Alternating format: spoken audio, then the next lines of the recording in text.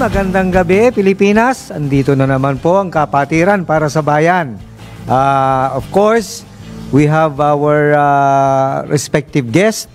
At bago ang lahat po, tayo po ay mapapanood at mapapakinggan via website www.dwic882am.com at i-download ang DWIC application DWIC882 sa iOS at Android phone. Live rin po via DWIC882 Facebook page 8470-1750-254. Text line 0999-376-6768. Tayo rin po ay napapanood sa Digital Free TV Aliw 23, Signal Channel 24, TV Plus Channel 27 at GMA For the Box Channel 25. Available rin po kami sa digital TV devices, TV receivers. Mangyari scan lamang po ang inyong digital TV receivers at digital boxes upang mapanood ang Aliw 23. Magandang topic natin na Kuyang Al, kasi this is all about our fundamental law of the land. And we have a resource speaker for tonight. I think it's up to you na, Kuyang Al, to introduce. Magandang gabi po, Kuyang Ali Atega po ng Marikina Lodge. Napakaganda po ng topic natin ngayon. Yes, Kuyang Jerry Sadsad din po. Isa rin pong manananggol. Wag lang manananggal. Ako manananggal. Patay tayo dyan. Okay. Yun Kuya po. Al, take it away. Napakaganda po ng topic natin ngayon. Pagdating pa lang nga nung guest, ang dami ko ng tanong. Oh. Siguro, para po sa lahat ng nanonood at nakikinig, ako po yung magiging example ng isang mamamayan na walang alam sa federalism. Ayun. So yung mga tanong ko, mga sariwan. Simple, yung mga layman sa perspective. Kasi ako parang tumatayo yung parang bakit ba sila natatakot, bakit hindi ma-approve, bakit ba sila naguguluhan. So dun pumapasok yung mga questions ko. Okay. So parang sinabi mo, Kuya Al, federalismo yung ating yung papasok topic. Po eh. Papasok yun. Pero ang main topic po natin ngayon, constitutional reform, amending, revising, overhauling the 1987 Constitution. Ayun. Tama. Ang guest po natin ang magpapaliwanag dyan. Siya po ay graduate of BS Computer Science and BS Management Information Systems sa Ateneo de Manila University. Okay. IT professional and IT project manager since graduation. OFW in Singapore since late 2000 up to January 14, 2024. So mga 24 years po siyang nagwo-work abroad. As OFW. As OFW. Yes, yes. Siya rin po ay principal, co-founder, and lead convener of the Correct Movement. So alamin din po natin kung anong Correct Movement. Yes, yes. Siya po ay si Sir Orion Perez Dumdum. Uy. Magandang gabi po, sir. Magandang gabi, sir. Magandang gabi. Magandang gabi sa inyo lahat, sir. Opo, opo. Siguro quick or brief background lang po, sir, kung ano yung ano nyo dito, objective or advocacy when it comes to the Correct Movement. Ayun po. Basically, yung Correct Movement, sinimulan to nung 2010, late 2010.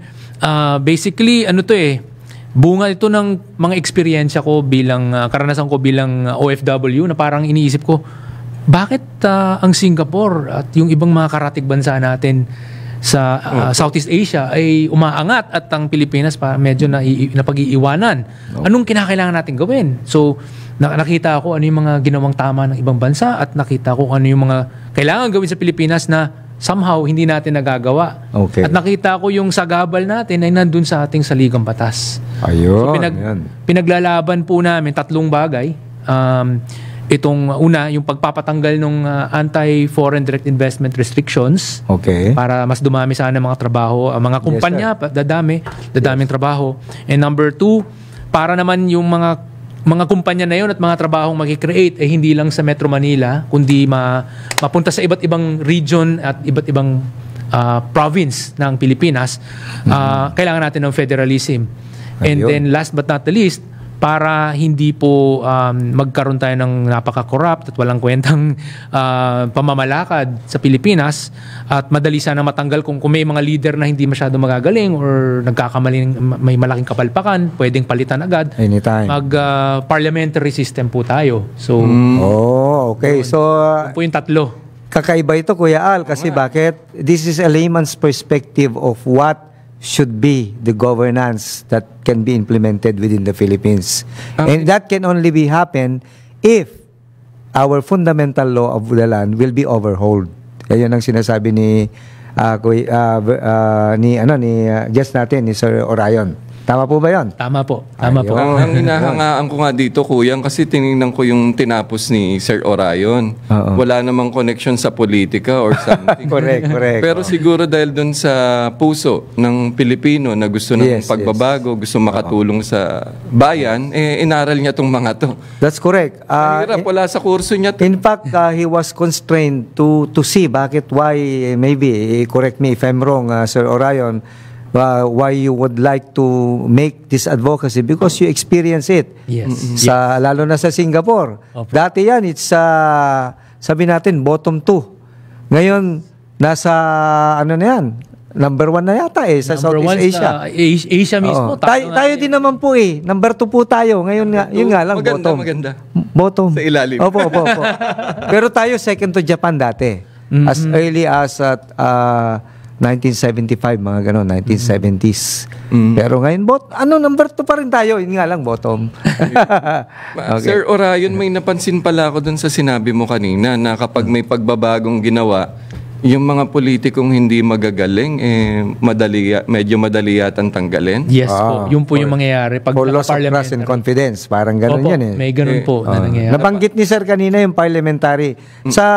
Sa inyong pagkakaintindi, siyempre sa layman's perspective, ano po ba yung tingin nyo doon sa parliamentary as against the presidential form of government which we are now having? Yes. Actually, yung pong parliamentary system kasi yung gamit nila dun sa Singapore, no? Opo. So, syempre nakikita ko po yung sa news namin dun sa Singapore, yung paano ginagawa, yung style ng kanilang interaction doon. No? Nakita ko na nagkakaroon talaga ng pagtatanong at naki-question yung mismong Prime Minister. Yes. Nung mga gusto niyang gawin. So, para siyang may mukhang SONA na madalas, may parang every week. At saka ganoon din sa ibang mga bansa like UK, Australia. Para siyang may SONA, pero yung SONA, tinatanong siya, siya, parang binabatikos din siya nung kalaban. Yes. So tinatanong, bakit ganito? Akala ko ba sabi mo last time ganitong gagawin nyo? Hindi nyo pala ginawa, mga ganun. Parang sinasabi ni Sir na nasa hot seat parati Nasa hot seat palagi. Kasi hot seat, bakit? Hot yung seat niya. At any time, pwede siyang mawala by a vote of trust and confidence. Pag nawala yung trust and confidence ng mga fellow cabinet members, pwede siyang vote out. So, yan sinasabi ni Sir. Pwedeng factor din po, no? Kaya kung ako politiko, medyo matatakot ako. Meron mga taong ganyan, yes. Siguro, compare sa presidential system, kasi may tenure sa atin Yung tenure is sometimes sabi natin similar with the term. Kung may term kang 6 years, unless meron kang ginawa something, lalo na sa president, kasi only by impeachment. Yes. Diba? Dito. Pero sa kanila kasi, sa Singapore, kung siguro, correct me if I'm wrong, by a vote of confidence or non-confidence, mawawala ka sa pwesto mo. Posible po yun. Yes. Ayun. Tama po ba yun? Tama po. Yes. Madalas nangyayari nga yun sa mga Australia o sa UK, yung mga natatanggal yung kaya during that time of may quote ko lang si Margaret Thatcher, 'di ba?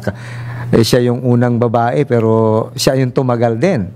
Kasi nasa hot seat siya parati. So kailangan niyang pagandahin yung administration niya, kung hindi you're always upon checking. Andun yung talagang constant check and balance Unlike sa atin, although may check and balance, pero you have to undergo the tedious process of procedure on how to remove you, on how to vote you out. Ganun. Tama po ba? Tama po. Tama po. So baka may additional ka, sir. Ano yung mga, kasi you made mention a while ago of a foreign direct investment restrictions. Ano yung mga gusto mong isulong using the correct movement na sa batas, ilagay doon sa saligang batas natin para mapaganda yung ating transformasyon economically, sir. Okay. So bale, ang gusto kong mangyari sana, gusto namin sa Correct Movement ay makatulad tayo sa kung anong ginagawa ng ibang mga bansa, no? Yung all the other countries around the world, wala po silang restrictions na nasa loob ng kanilang saligang batas. So, para sa akin, nagkamali po tayo nung nilagyan natin ng numerical restrictions na yung mga 60-40 dun sa loob ng ating saligang batas. Dahil ang nangyayari, wala tayong flexibility para kung gusto nating buksan, hindi natin magawa. At in fact, kung gusto nating higpitan, hindi na natin magawa. Yes, so, yes. Dapat kasi talaga yung kaibigan ko mga lawyer na iba, sabi nila, dapat talaga hindi sa constitution nilalagay yan. Dapat sa legislation lamang. Doon tayo nagkamali. And I think that mistake needs to be corrected. Natanggalin na lang. Tanggalin lahat ng economic restrictions inside the Constitution must be removed. Okay. Yun. Siguro para at least malaman ng iba, medyo yung yung restriction when it comes to ownership. I don't know kung kasama po yung media. Tama po ba? Kasama din ba? For me, I would say mas maganda na lahat na lang tanggalin natin. Lahat na lang. Tapos kung ano man yung kung kailangan pa rin natin ng restrictions, ilagay na lang natin sa legislation. Para pwede tayong maglagay ng more specific may mga specific guidelines talaga na parang hindi siya magiging tawag nito general na parang sorry, hindi talaga kayo pwede. Pwede nating lagyan ng, media pwede naman kung may ganito. May mga... kasi sir, for your information, kasi ang media is 100% Filipino yan eh. Yes. So, hindi mag-a-apply yung tinatawag na grandfather rule. I don't know kung medyo... Yung grandfather rule kasi, it means that when you have a 40%, diba, may mixture pa rin po yan ng foreigner. Pero kahit may mixture, sometimes nakukuha pa rin ng Filipino. Parang because of the grandfather rule. Na ngayon, pag sinabi mong no restriction, it means that even, correct me sir kung mali ako, even the foreigner can already own a land here in the Philippines. Which is, nangyayari naman yan kahit saan eh. Even in Singapore, in Malaysia, Thailand. Actually, Thailand. Even a foreigner can already own big vast of lands. Yung pala Sir Orion, matanong ko lang. Ano nga ba na yung pag inalis yung restriction? Ano ba talaga ibig sabihin nun? Ano bang karapatan yung magkakaroon yung foreigner, yung investment? Yung investor? Anong kapangyarihan meron siya kapag inalis mo yung restriction na yun? Okay. Kung tinanggal natin yung restrictions tapos hindi nagkaroon ng katumbas na legislation, ibig sabihin nun yung dating 40% limit nung mga foreigners dun sa certain sectors na sinabing hindi pwede, ay pwede na siyang maging may-ari ng mas mataas pa kaysa dun sa 40% na nakasulat dati. Ngayon, kung nagkaroon naman din ng legislation naman. Kung kunyari, sabihin natin, tinanggal yung mga yun, pero agad-agad nagkaroon ng kapalit na legislation na may sabihin natin ginawang 50-50, ganyan, ibis na 60-40. Ibig sabihin, meron pa ring restriction. Parang ang gusto ni sir, more on, kaysa ilagay mo dun sa ligang batas. Constitution, case to case. Case to case. Depends on the kinds of investment that you will be having. Where media, hindi yan 100, parang gano'n. It can be 80, 20, ganyan. Pero it depends. Tama po ba yan? Tama po. Kasi ang feeling ko rin, pag sinabi natin kasing bawal yung nangyayari kasi sa ating saligang batas, sinabing bawal talaga ang media. Parang gano'n. 100%. So, bawal kung pumasok itong mga foreign companies na mag-set up ng media company, kahit na ba ito, ang balak nila ay maging regional pala ito. So, let's say, kasi parang yung linagay na restrictions was meant to prevent foreign interests from influencing Filipinos. What if ang ginawa natin is like what Singapore is doing? Na yung dati, 'di ba, may NTV Asia, yung mga CNBC, yung mga ganun. Nandun sila based sa Singapore, yung kanilang parang headquarters ng region. So, nagkakaroon ng maraming opportunities ang mga jobs para sa mga tao doon at nagkakaroon ng international coverage galing doon sa Singapore. Ang nangyari ang Philippines, na sana tayo yung naging hub Sana. Oo. Hindi So, tayo nagiging hub. Actually, simply putting it, parang sinabi ni Sir na kaya hindi tayo makaka-sponsor ng company dito kasi they are restricted eh. Hindi sila makapag free-flowing when it comes to investment because there are some things that you need to comply sa mahigpit nating batas. Parang yun ang sinasabi ni Sir. Yung inflow ng money, kasi alam niyo naman tayo, hindi na tayo gold reserve eh. More on dollar. Pag sinabi natin dollar, ito yung international currency. Pag walang flow dito, correct me, hindi ako ekonomista, ako'y feeling lang. So, pagka walang flow of money here, internationally, medyo mahina yung ating competition when it comes to our neighboring countries. Tama po ba? O, yun. Tama po. Parang ganun yung sabi ni Sir. Kaya maganda yung topic kasi it come from a layman. Oo nga. Yung nagsasabi. Kasi he based it on an experience. For staying for long abroad, nakita niya yung in a layman's point of view. Hindi yung lawyer. Alam mo naman ang mga lawyer, di ba? Walang natatapos pagka puro argument, di ba? Puro sa court lang. Tama naman, and I agree with that. Di ba? Kaya tayo nagiging stagnate when it comes to kasi puro tayo debate. Hindi natin isinasagawa yung sinasabi natin because of the restrictions. Ayun. So, sir, yung paano nyo ba i-implement to, execute yung reforms? How will you be able to do that, sir? Para at least malaman ng ating kababayan kung paano nyo sila i-educate. Kasi alam naman natin na borrowing the grandmaster, yung incoming grandmaster natin, okay, the first thing that you have to do is educate the people. After educating them, you enlighten them by applying it, di ba? And then finally, when it becomes a way of life, it's a norm already, parang magiging equilibrium niya yan. Even if you don't sabihin natin, parang sa atin, sa proficiency natin sa Mason, di ba? When you do it every time, it's a way of life, hindi mo na kailangan basahin ulit yan eh. Kasi parang widow mo na yan eh. Nangyayari, nasasanay ka na. At paano mo yun gagawin, sir? By your movement. Ayun po.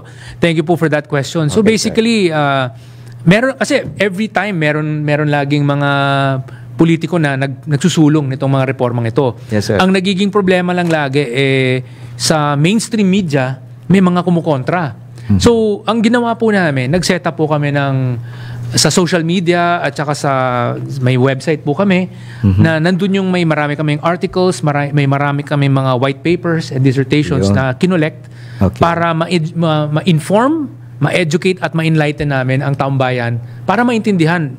Baka pwede naman i-share nyo, sir, yung media platform nyo para malaman ng public. Ito po yung correctphilippines.org. So, mapupuntahan nyo www.correctphilippines.org. Okay. Ulitin lang po natin. www.correctphilippines, diretso po yun? Diretso po yun, correctphilippines.org. Yes. Okay. So, pakitignan lang po yan at makikita nyo yung sinasabi ni Sir Orion. Iyon po. Oo. Yun. Besides from the social media, kasi syempre, paano yung mga grassroots, sir? Na syempre, walang media. Walang communication except you go there face-to-face on the grassroots and tell them. How do you do that, sir? Well, now na nandito ako based sa Pilipinas, yun po, naglilibot-libot na rin kami ng konti. No? Nagsa-start po kami muna sa mga schools as much as possible. So, yun, meron akong mga naka-line up na mga talk sa schools and eventually, pati siguro sa mga barangay. So, meron din kami mga ibang mga members na doon po sa kanilang mga barangay magsasalita rin sila tungkol sa ano ba talaga itong constitutional reform na ito. How many members na po kayo, if you don't mind me asking? Meron po kaming mga advocates na around 130,000 members, no? Nationwide na po ba yung Nationwide. yung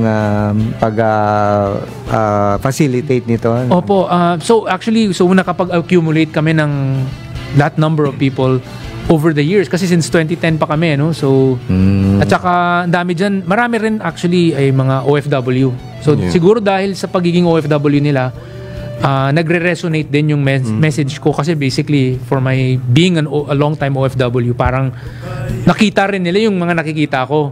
So, yung unang parang low-hanging fruit na naging mga converts ko, kapwa OFW. And oftentimes, mga kapwa galing sa mga so-called STEM, science, technology, engineering, and mathematics type. Nice. And I believe that you have a common way of saying na ito dapat may isulong natin yung federalismo. Pero bago mo sagutin yung anong concept ng federalismo, time check muna po. 7:25 ng gabi. Magbabalik po ang Kapatiran para sa Bayan. Okay, nagbabalik po ang Kapatiran para sa Bayan at siguro nakita nyo from 3 naging 4 na po kami. Yes. So, siyempre gusto ko magpakilala yung Nadagdagan ng gwapo. Magandang gabi po, Luzon, Visayas at Mindanao. Kayo po ay nakikinig ngayon sa Kapatiran para sa Bayan. Ako po ang inyong lingkod, Kuyang Doc Joppy, ang inyong kasama ngayong gabi at araw sa buong mundo. Maraming salamat po. Batiin ko muna yung number 1 fan ko nasa studio Hoy, live, watching live. Jezebel. Hi, Ma'am Jezebel, watching live po. Thank you very much for your support. Alright. So, baka meron kayo pa-plug, Kuya.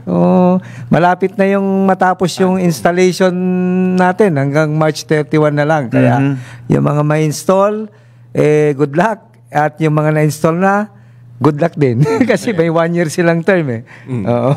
Kita-kits po tayo sa ANCOM. ANCOM, yes, Huwag yes. niyo pong kalimutan ng Fine Craftsmen. Dahil Correct. siyempre, babatiin ko na din yung Angry. Crop and Watch. Siyempre, yung Crop and Watch muna natin. Thank you nga pala. Yes. Sponsor nyo sa akin. Maraming salamat. Yes. At saka siyempre may ANCOM, may fellowship, so kailangan nyo ng craft beer. Yeah. Solomon craft beer. Opo. Siyempre, pagka nagutom, kailangan ng pulutan. Angry crab. Angry crab tayo. Yes. Alright. Yes. Okay, so balik tayo kay Sir Orion. Kasi may nabinbin na tanong kanina. Sir, ano po ba yung federalismo na kaakibat ito ng correct movement? Okay. Well, so basically itong federalism means po ito para hindi lamang ang Metro Manila ang nabibigyan ng mga oportunidad at economic development. Kasi gusto po natin na mag-spread out po yung pagkakaroon ng maraming oportunidad at trabaho at economic development sa iba't ibang parte ng Pilipinas. No? Gusto natin dumami ang mga trabaho para yung mga taong nasa probinsya, sa mga regions, hindi na kinakailangan magsiksikan sa Metro Manila. At eventually sana, yung mga maraming nasa Metro Manila na originally ay galing sa iba't ibang parte ng Pilipinas ay pwede na ring bumalik sa kanilang hometown para lumuwag na rin ang Metro Manila at mawala rin yung traffic. So parang sinasabi mo, Sir Orion, is the development should not be centralized. It should be decentralized. Yes. Meaning for every region, meron dapat Manila. May parang ganun. Manila. Yes, that's right. Tama po ba yun? Exactly. Yun. Maganda. Maganda yung layunin.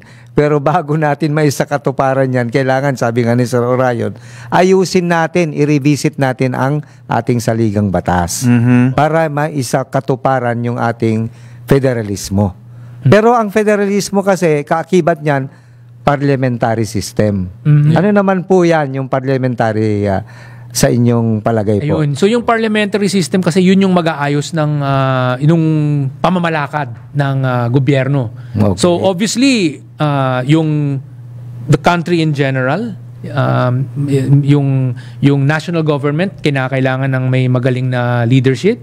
So para maging magaling yung leadership, kinakailangan na yung leadership ay naki-question at parang nasa hot seat nga lagi, no? Yes. So, yun yung magiging rason kung bakit siya magsusumikap. Kaya siya gaganda. Yes. Siya ganda. Hindi siya yung parang sitting pretty lang. Talagang making sure na gagawin niya talaga yung Kasi laging nagtatanong sa kanya yung leader of the opposition. Correct. Ginigrill din siya. And in fact, pati yung mga ministers niya, yung Minister of Health, Minister of Finance, Minister of everything else, meron din kaakibat na taga-oposisyon na shadow minister for health, shadow minister for defense, shadow minister for finance na nakabantay sa lahat ng ginagawa nila. Yes. So, may ganun So, parang hindi constant yung majority. It is always under hot seat. Oo.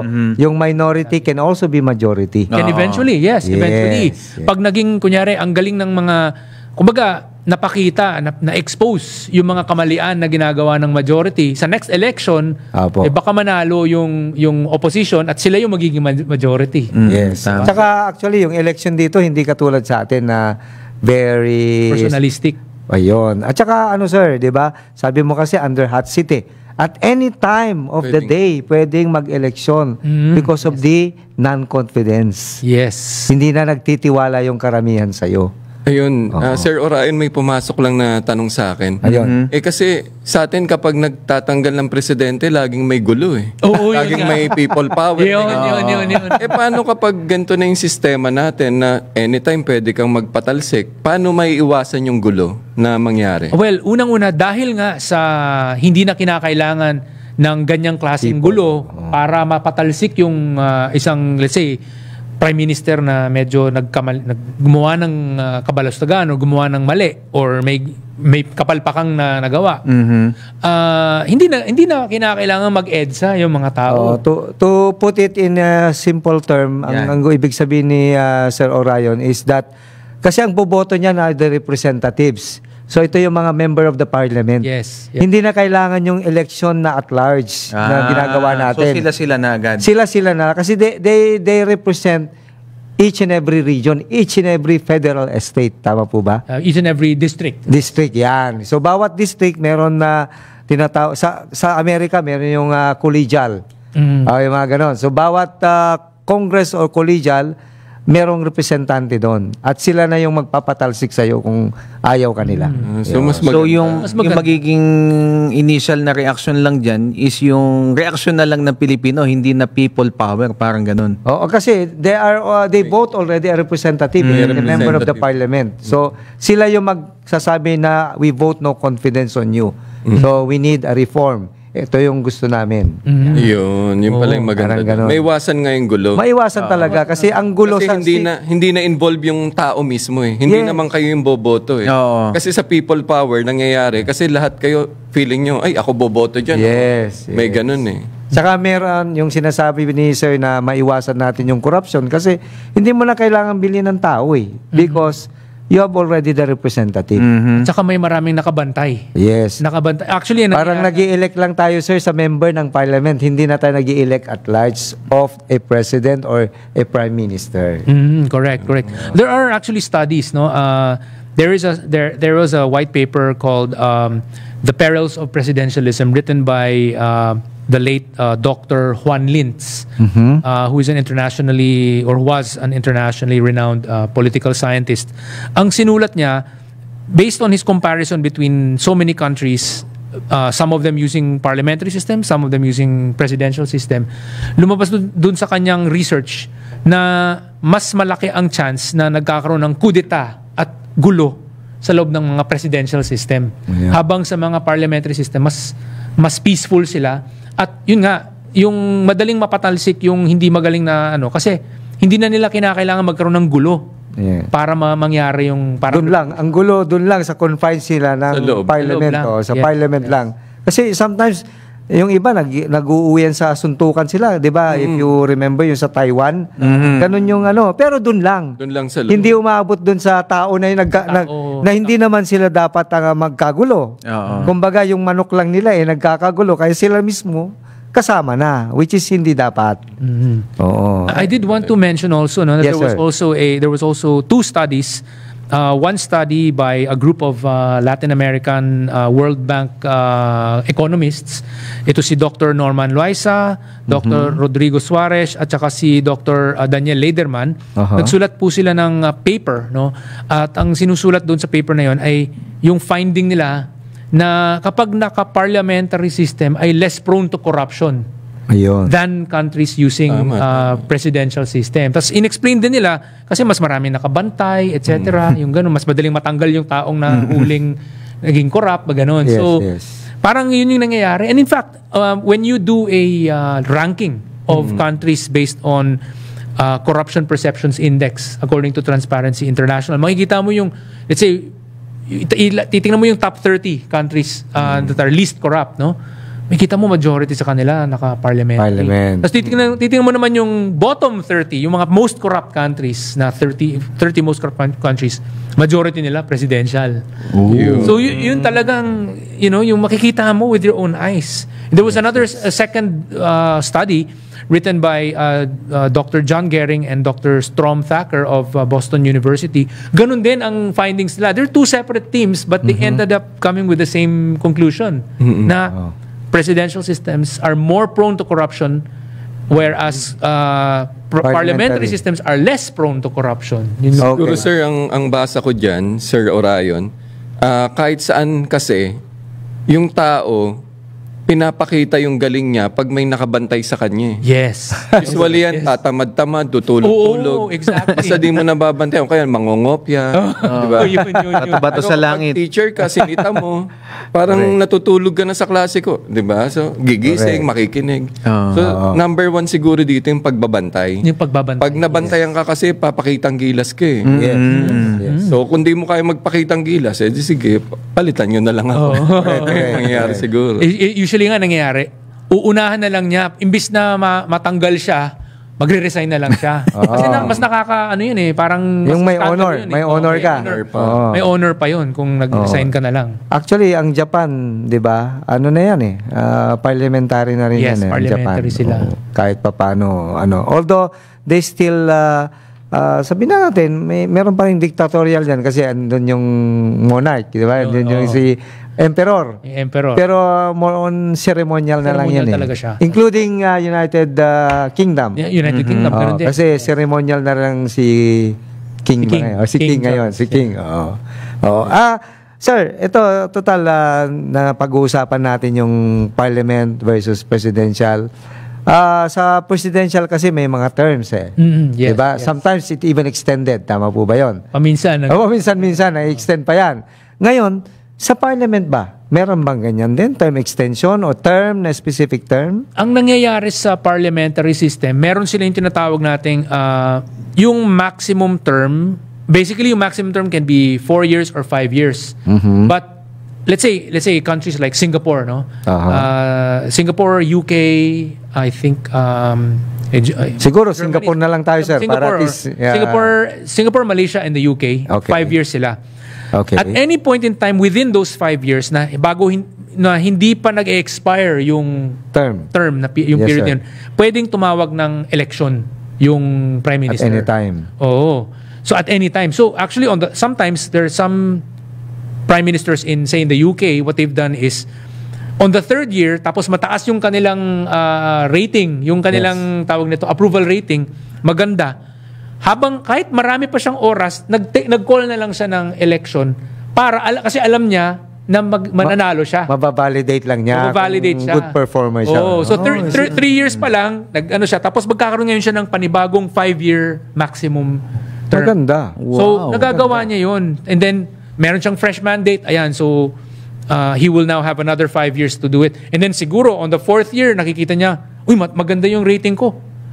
Try natin ulit na mag-election. So they can game the system that way and then continue to have continue to be in position as long as you're still excelling in you're excelling and doing a good job, 'di ba? Yes, Ganon. So that's the important thing kasi ang problema natin sa Pilipinas, parang iniisip lagi natin na masama yung mahabang termino. Pero actually teka lang, hindi naman yun yung problema eh. Problema is pag hindi niya ginagawa yung kanyang tungkulin. Yes. Diba? Magaling naman. Kaso, Magaling naman. the problem here, Sir Orion, in the Philippines is we have a 6-year term. 6-year term, yeah. Whether you're good or not good, wala tayong magagawa. Di ba? Tama Ang po ba? style meron tayo dito, na yung single 6-year term, it's exactly the same as what they have in Mexico. Yung tinatawag na sexenyo. It's also talaga. sexenyo ang tawag nila doon. So it's Okay. 6-year term, single 6-year term na kahit ang galing ng president, hindi na siya pwedeng mag-run for re-election. Ginaya talaga natin yung Mexican system. Tapos yung mga senador natin, 6 year din. Parang Mexico. Saan tayo nagkaiba? Yung House of Representatives natin, yung mababang kapulungan. Tatlo lang. 3 years. 3 years with 3 terms. Sa kanila, 3 years na 2 terms lang dun sa Mexico.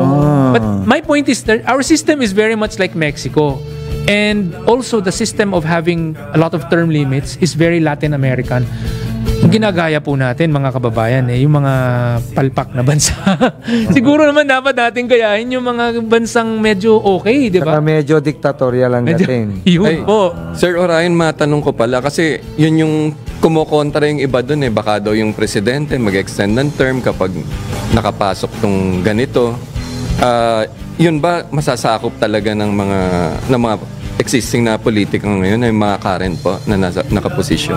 Ay, yun nga yung nakakatawa, no? Kasi siguro hindi nila naintindihan na kung nag-change tayo into a parliamentary system, yung issues na meron sila, generally mawawala na. Kasi bakit?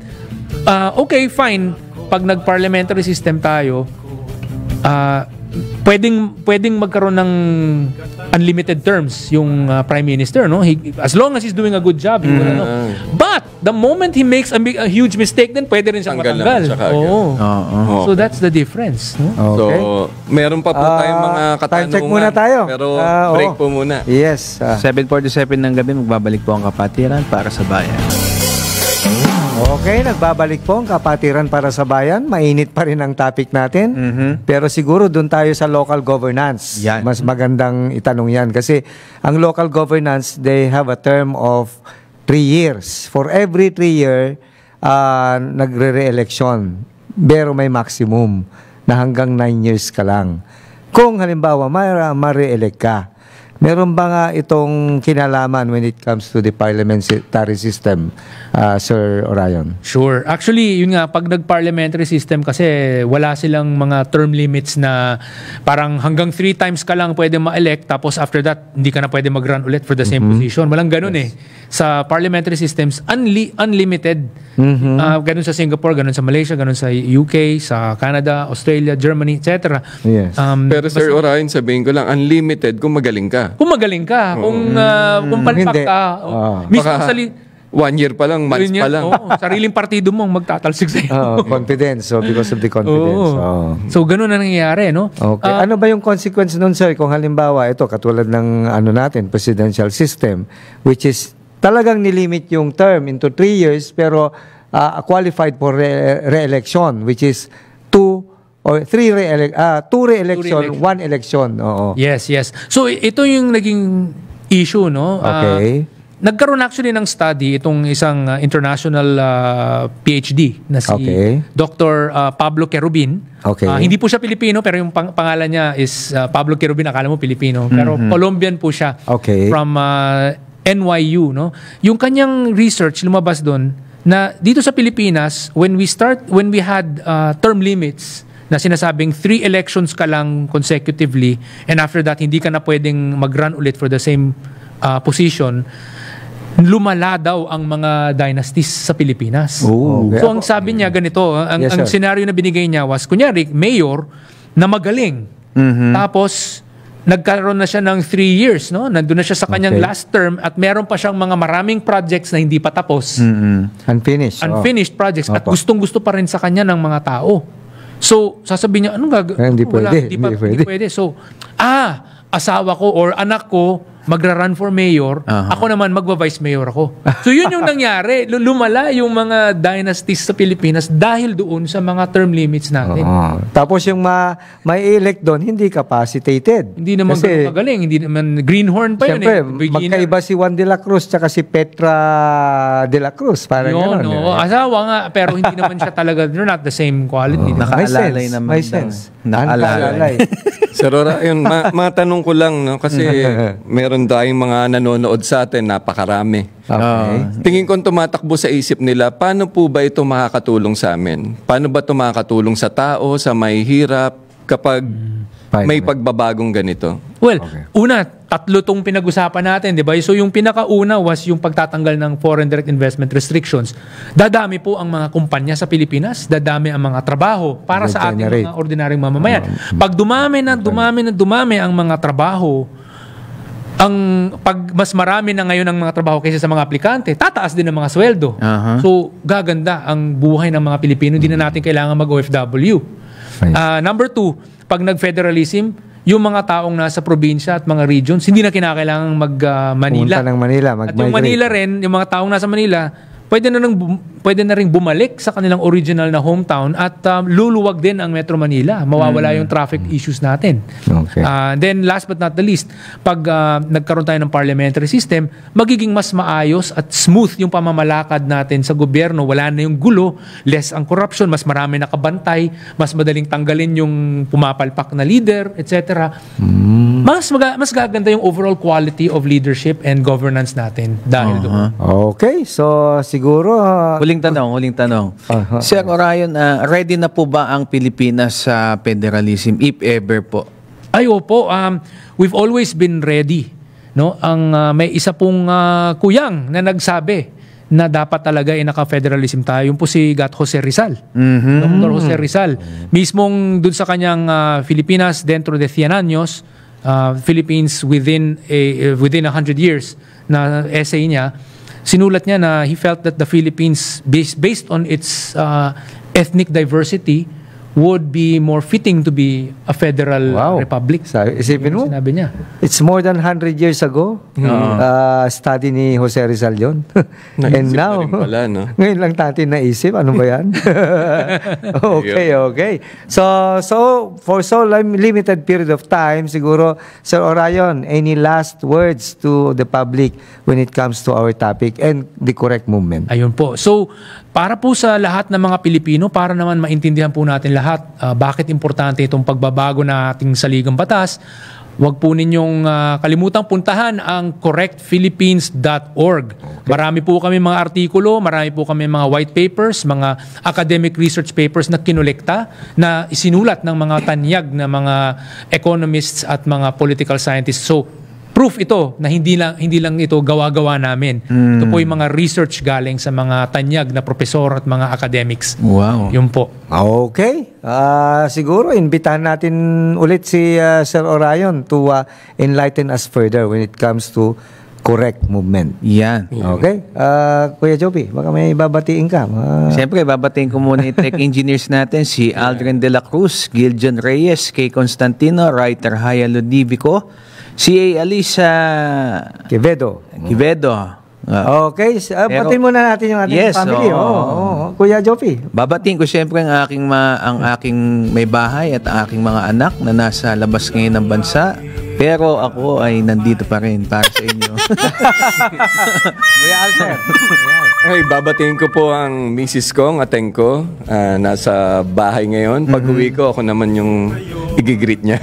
Sana Naka-hi din po pala kay Kuyang Aldrin Fermin. Oy, kamag-anak ko yan. Okay, siguro batiin ko si Right Voiceful, sir, kung nasan ka man. Right Voiceful, Ariel T. Kayanan, si Shane, si Iya, and... Makalimutan mo. Baka makalimutan mo. ano ba yun? Kompleto na ba? Hindi pa.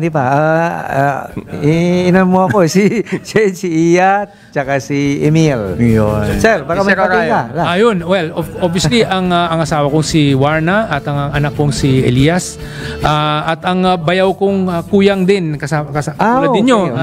Mason. Po ay dating worshipful master doon sa Cardiff, Wales.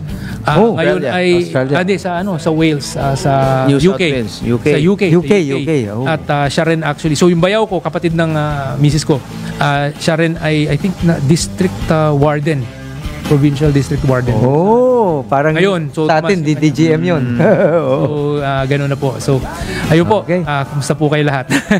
Okay. So, next program po, Pangga Ruth Abaw, live with Pangga Nika Abaw. See you next week po. Magbabalik po ang Kapatiran para sa Bayan.